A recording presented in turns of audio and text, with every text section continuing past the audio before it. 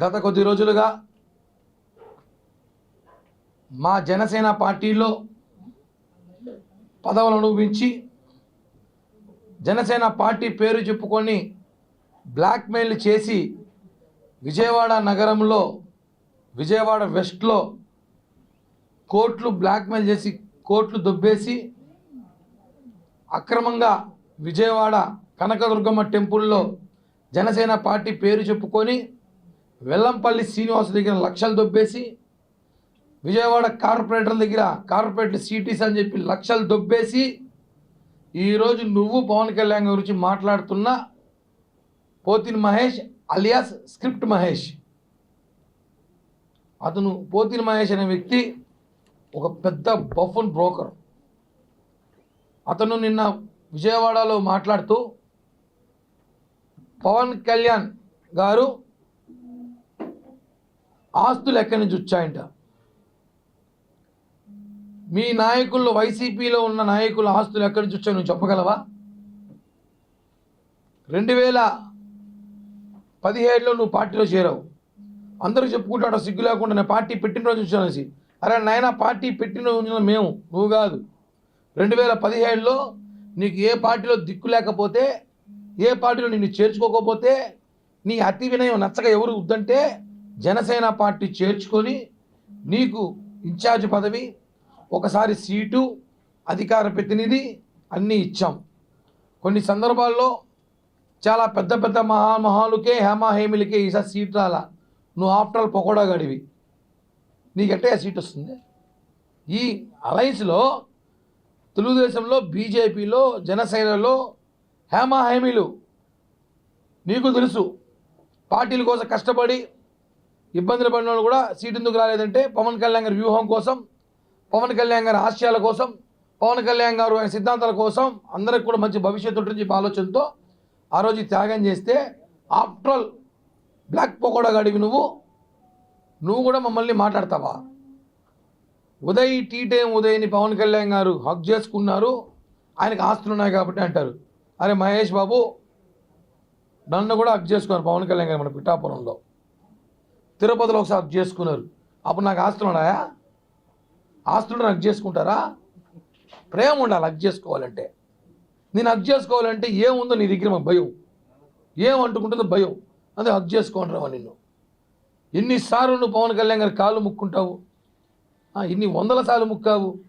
ఈరోజు నువ్వు మాట్లాడతావు పవన్ కళ్యాణ్ గారి బినామీలు మొత్తం ఉన్నారనేసి.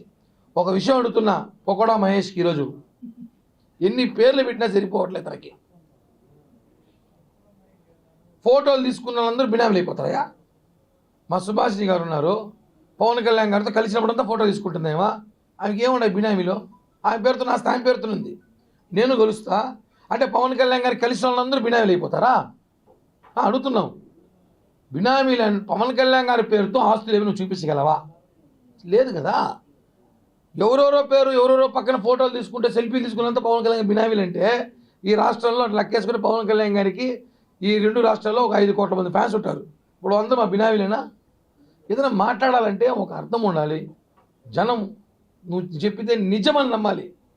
స్క్రిప్ట్ రాసుకొని వచ్చి స్క్రిప్ట్ మహేష్ నువ్వు మాట్లాడుతూ నిన్న నమ్మకంతో పనిచేశాను. ఏం నమ్మకం? సీట్ ఇవ్వలేదు. ఉండాలి. ఎంతమంది లేరు? మేము లేవా? చాలామంది లేరా? ఎందుకు వెళ్ళిపోయావు?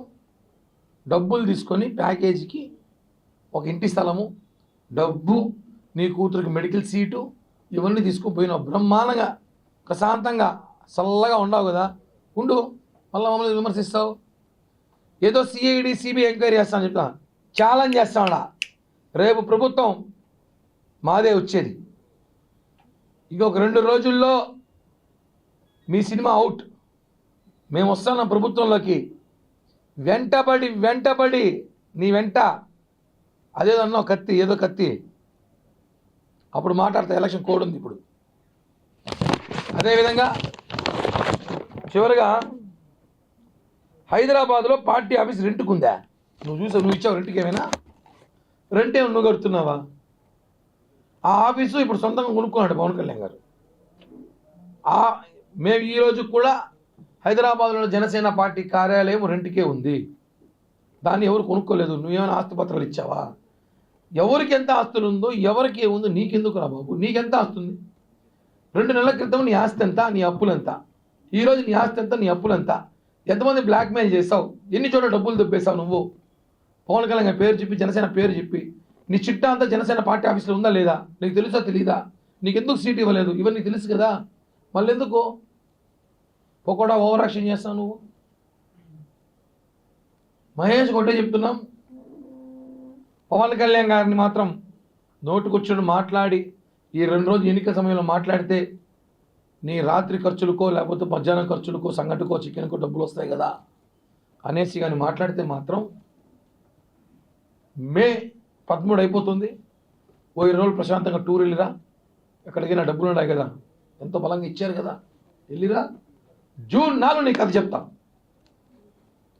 తర్వాత నువ్వు ఎట్ట ఉండవు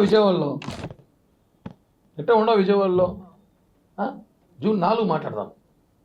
ఎందుకంటే నీకు భిక్ష పెట్టింది మేము, పోతిని మహేష్ అనే వ్యక్తిని ఈ రాష్ట్రాన్ని చూపించింది మేము, పోతిని మహేష్ ఎమ్మెల్యే సీట్ ఇచ్చింది మేము, పోతిని మహేష్ ఇంకా చెప్పాలంటే తెల్లగొడలు పుట్టించుకుని మేమే చెప్పాలేమో. ఇంకా ఆయన వేసుకున్న బట్టలు బయట పెట్టేసుకుంటాడు, ఎప్పుడు తెల్లగా నిగలగలాడుతుంటాడు. పవన్ కళ్యాణ్ గారిని మరి మాట్లాడితే మాత్రం ఊరుకునే ప్రసక్తే లేదు. అలాగే రేణు దేశాయ్ గారి గురించి మాట్లాడినాము.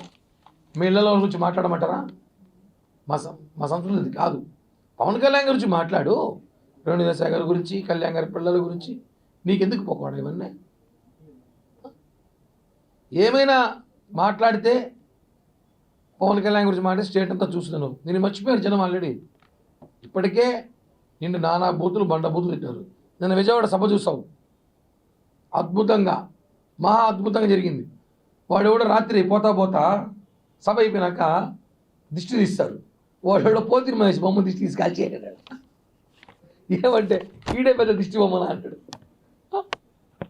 సభలో జనం వచ్చారు, బాగా దిష్టి తీస్తారు. మామూలుగా వారా వెళ్ళేటప్పుడు వాడు పోతిని మహేష్ బొమ్మను దిష్టి తీసి వాడేటాడు. ఏరా అంటే వీడికి మించి దిష్టి లేదు, దరిద్రం ఇది మాకు విజయవాడ గంట. ఇలాంటివన్నీ చాలా ఉంటాయి జిమిక్లు మా దగ్గర.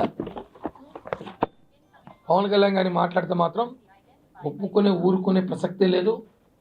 గౌరవంగా మన ఉన్నావు పార్టీలో, వెళ్ళిపోయావు, నచ్చలేదు వెళ్ళిపో. ఆయన ఆస్తులు వివరాలు బినామీలు ఆడు అవి కొన్నాడు ఇవి కొన్నాడు, నీ బాధ ఏమి? నువ్వు కొనలేదని నీకు ఇలేదనే, నీకు ఇచ్చారు కదా కొనుక్కో. హైవే రోడ్లు అమ్ముతావారంట 3 లక్షలకి అంకణము. ఎట్టో మళ్ళా రాజధాని ఎక్కడ వస్తూ ఉంది, మాదే ప్రభుత్వము, కొని పెట్టుకో. మా మీద ఎందుకు పడతావు?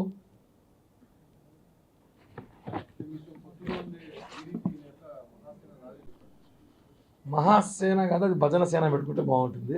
ఎందుకంటే ఆయన ఎప్పుడు ఎవరిని భజన చేస్తాడో తెలీదు. రాజేష్ అనే వ్యక్తికి టీడీపీ సీట్ ఇచ్చింది. ఇంత పీక్ టైంలో అతను సీట్ ఇస్తే అతను ఆ సీట్ని కాపాడుకోలేకపోయాడు. అర్థమైపోయింది అతని క్యారెక్టర్ ఏంటో. అతని గురించి ఎంత తక్కువ మాట్లాడితే అంత మన గౌరవంగా ఉంటుంది.